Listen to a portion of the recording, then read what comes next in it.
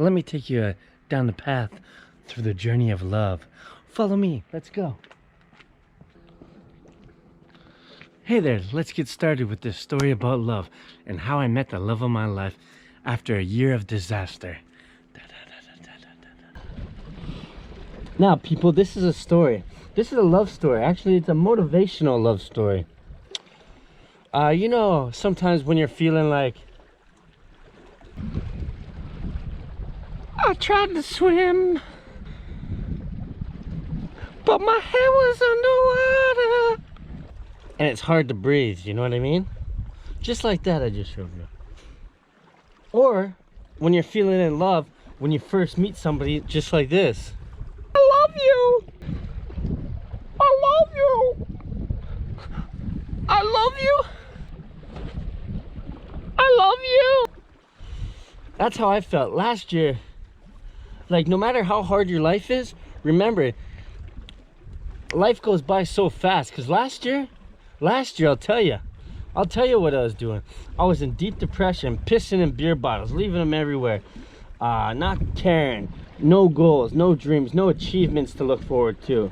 But this year, thanks to my mom, and I love my mom, she's the best mom ever. I remember all the good times growing up. I know it's easy to remember all the bad times, but all the good times are what counts.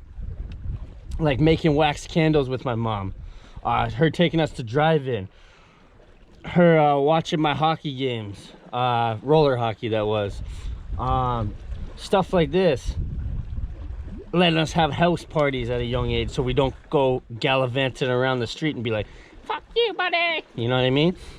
But like I was saying though, last year I was in deep depression, but this year, thanks to my mom, I've been doing such good. I'm in Croatia. Look where I live.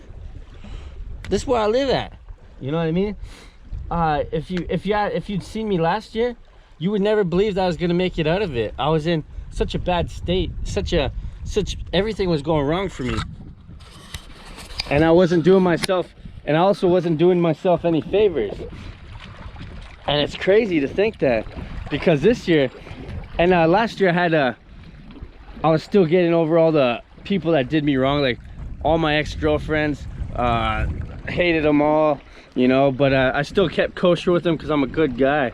But it's like they just took advantage of you, and oh man, you know, and it works. You don't want to give them credit for that shit, but it dives into your, they make you dive into your depression a little bit more, you know. But I'll never give them credit for that, even though I just did. Shout out to my exes. But this year I come to Trogir, Chiovo, not expecting to find love, not even wanting to find love, not even trying to find a girl or nothing. And it's crazy to tell you, because now here I am, a father, a soon-to-be father, with the support, like the love of my life right now. She's in Argentina, and life is just total 180, you know what I mean? That's how quick life is. So everybody that's feeling down, take my story as an example. Sure, you might be heavy into addiction, depression, and stuff like this, but you can get out of it if you want to. You just gotta want to. Have dreams, have something to look forward to in life. If you have nothing to look forward to in life, it's easy to fall back into that groove, the same cycle of life that'll eat you up and spit you out. You might die young, you might go to jail through that groove. You don't know, you don't wanna be, you don't wanna know. You don't wanna be that guy. And I'm telling you, especially if you have lots of promise deep down in yourself, if you really want it, you can achieve anything. And my love story is crazy because my girlfriend, she did a workaway visa thing where she goes to Europe and she works and she stays in different countries. But Corona happened. So when Corona happened, she was staying in Denmark. She's from Argentina, so she was staying in Denmark. And Denmark kicked her out because I guess they had a strict law about Corona and they didn't want anybody there. So she had no choice but to, she messaged people in Romania, Croatia, and some other country, I forget. But realistically, she didn't want to be in these countries. She had no idea that she was ever going to. They weren't on her itinerary when she first took off and set sail to Europe. But she ended up going to Trogir because Hostel Marina, Angie and Ollie, gave her a workaway visa and let her work at the hostel in return to stay and, you know, and enjoy the place. And so when they all started picking up in the season, Angie and Ollie introduced me to Mickey, and at first I was like, we were both like, oh, we're not into it, whatever. But then I'm like, fuck yeah, I'm gonna give it a try. You know, I'm feeling a little randy, if you know what I mean. And it's been a while, you know, it's been a long time. But it's like, shit, man. And so what happens is we start going around, we start going for drinks and stuff. She's playing the hard to get, like, oh, I don't like you. But I'm telling her, I'm like, you like me, you're just being standoffish and you don't want to fall in love. I get it, but you're already in love, right? And I kept saying this to her. Sure enough, I was right. And I took her to Shibanik, and we went on the castle there, and it was so romantic. The sight, the beautiful sun shining, overlooking the Adriatic Sea, and it was just us on top of this castle and this family watching. But she's up there and she's like, let me down off the edge of the castle because she wanted a picture. So I'm like, I grab her from down, and we're like standing face to face, and all of a sudden she kissed me. Oh my god. And then she comes back for more. And I'm like, oh my god. And that was the first kiss on top of a castle. That's pretty romantic if you ask me.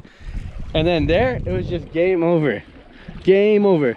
And then one time, because she kept pushing the whole protection, and she's leaving the country. But one time we were digging each other so much that I looked at her, that we both discussed it. She's like, you want to have a baby? I'm like, yeah, let's do it tonight. And then we did it. Magic happened. Impregnated her that night. But the next day was funny because we're like, oh, we're stupid, we shouldn't have did that, eh? I'm like, oh, it wouldn't work anyways, because I've never had a scare, so I don't know if I'm impotent or not, right? So the whole time I'm thinking I'm sterile and I can't get these girls pregnant, right? Because I never have. And I had long-term relationships where you're doing it without protection, you know what I mean? The dome is off, the captain, woo, you know, the raincoat's off, he's getting wet, he's dancing in the rain, that wiener. But this time it was so magic, I think, that was the moment I got her pregnant, because now she's having a baby. Yeah, you already know she's in Argentina. But it's just a magic love story to me, I think. I really think that, like, none of that was supposed to happen. It was just faith, and you know what I mean? It just happened. It's just like so effortlessly almost on her part. It was crazy. It's like all of it destiny, you know? Destiny's crazy. And it's only been a year. So I only knew her for 5 months, and my whole life's changed upside down like Fresh Prince of Bel-Air. You know what I mean? So all you people that are feeling down or feeling lonely or anything, just get out there, live life, man. Live life. That's all I gotta say. Have fun, experience things, do things that you never thought you would do things that you don't even want to do. Fuck you, you know what I mean? Try things, man. Try things. You know, don't worry about what people are gonna say. Just be yourself. Look at me, I'm doing a YouTube channel. I have 200 something videos and I only have 340 followers. You think I give a shit right now? I know people are gonna say, oh, you're like you're doing this for no reason. I don't think so. I think it just takes time, and it's like, who cares, man? I'm doing what I like, and it's a cool hobby for me. And thank you for watching. This is Bunjo. You know, support your boy. Get a t-shirt from teespring.com/thisisbunjo. You can get a sweater. I have 5 different t-shirts, or you can just hit me up on my PayPal at thewickman@icloud.com, and you can donate money there. And thank you for watching, and I appreciate every comment, every like, and I appreciate all the love, the outpouring love. I got special thanks from YouTubers like JC Max, Michele Ponte, Harold Balder, A Stupid Tourist, Indian Terry. You know what I mean? These guys, all these guys gave me a special thanks, and I really appreciate them, guys. And also from a long-term friend, Dallas. Dallas has always been a friend. And she personally called me up and said thanks, and that meant the world. And everybody on Facebook that actually said thanks, it's beautiful. And I mean, I wish you guys would comment on my YouTube channel to help the promotion of my YouTube, but Facebook's cool too. I really appreciate anything supportive is beautiful, because it's easier it's easier to be negative towards somebody than it is to be positive. So everybody, I don't see what the damage is by clicking a subscribe button or a like. Even if you don't like it, even if you're jealous or whatever, why do you put so much into being jealous and hateful and spiteful that it's easier just to be like, oh, I support this guy and like? Why? I don't get it. I don't get people, like, especially people from my city, Hamilton. They all think they're the hardest gangsters, and they're so jealous and they hate everybody. It's pathetic, man. All these guys need to grow up and just enjoy life, man. Start smiling a bit more, you know? Say cheese on a camera, smile the shit out of that camera, and have a beer, you know, let off, smoke a joint, do whatever you gotta do to let loose. But let loose, kick off your Sunday shoes, woo-hee, you know? That's all I'm saying. This is Bunjo, we out here, yeah. Look how beautiful it is, and come join me on the island, man. Shout out, shout out, shout out.